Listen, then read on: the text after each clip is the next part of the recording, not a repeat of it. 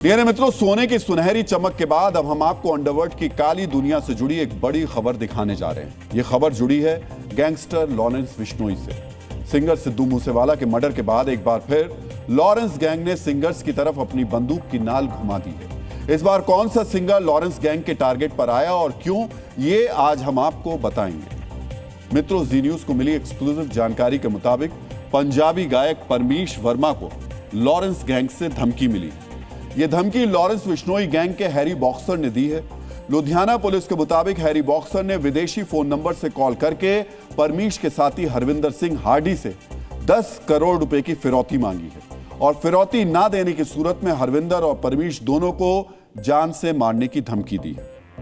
मित्रों, पिछले 4 साल से लॉरेंस बिश्नोई गैंग लगातार पंजाबी गायकों को निशाना बना रहा है। 2022 में लॉरेंस गैंग के गुर्गों ने मशहूर पंजाबी सिंगर सिद्धू मूसेवाला को सरेआम गोलियों से भून दिया था और अब परमीश वर्मा को धमकियां दी जा रही हैं। पंजाबी गायक न सिर्फ भारत बल्कि विदेशों में भी लोकप्रिय हैं, जिसकी वजह से इनकी कमाई ज्यादा होती है और इसी पैसे पर लॉरेंस गैंग की नजर बनी रहती है। परमीश वर्मा भी पैसे की वजह से ही लॉरेंस गैंग के निशाने पर आए हैं। हालांकि परमीश वर्मा की कमाई को लेकर ज्यादा जानकारी उपलब्ध नहीं है, लेकिन महंगी गाड़ियों के शौक की वजह से वो हमेशा चर्चा में रहते हैं। मित्रों, परमीश वर्मा के पास लग्जरी गाड़ियों का बड़ा कलेक्शन है। उनके पास लैम्बोर्गिनी की टेक्निका कार है जिसकी कीमत 4 करोड़ रुपए से ज्यादा है। परमीश के पास रॉल्स रॉयस की रेथ कार भी है। इस कार की कीमत 6 करोड़ रुपए है। परमीश के गैराज में मर्सिडीज की जी वैगन भी है जिसकी कीमत 4 करोड़ रुपए है। परमीश के इस कलेक्शन में बेंटले की बेंटागा भी है। इस कार की कीमत 7 करोड़ रुपए से ज्यादा है। मित्रों, जिस शख्स के पास 25 करोड़ से ज्यादा की गाड़ियां हों, जाहिर है उसके पास पैसा भी है। यही पैसा लॉरेंस गैंग फिरौती की शक्ल में छीनना चाहता है। अगर पिछले कुछ महीनों को देखें तो लॉरेंस गैंग ने लगातार पंजाबी सिंगर्स और सोशल मीडिया इन्फ्लुएंसर्स को धमकाया है।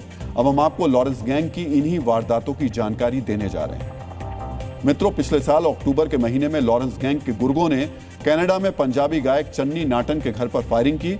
1 जनवरी के महीने में लॉरेंस गैंग ने सिंगर बी प्राक को धमकी दी। इसी महीने पंजाबी एक्ट्रेस और सिंगर हिमांशी खुराना को लॉरेंस गैंग के गुर्गे हैरी बॉक्सर ने 10 करोड़ रुपए की फिरौती के लिए धमकी दी थी। मित्रों, सिंगर्स और सेलिब्रिटीज को धमकाकर लॉरेंस गैंग एक तीर से 2 शिकार करता है। चूंकि इन सितारों के पास ज्यादा सिक्योरिटी नहीं होती तो इनसे फिरौती वसूलना आसान होता है और दूसरा, एक सेलिब्रिटी को धमकाने की वजह से पूरी इंडस्ट्री में गैंग की दहशत फैल जाती है। पंजाब में लॉरेंस गैंग उसी दहशत को हथियार बना रहा है जो कभी मुंबई में दाऊद का क्राइम सिग्नेचर होता था। जब जब मुंबई पुलिस के हलकों में दाऊद का जिक्र होता है तो एक बात उस चर्चा में बार बार सामने आती थी। मित्रों, मुंबई पुलिस के कई अधिकारी ये मानते थे कि दाऊद पैसा कमाने के लिए फिरौती नहीं मांगता था।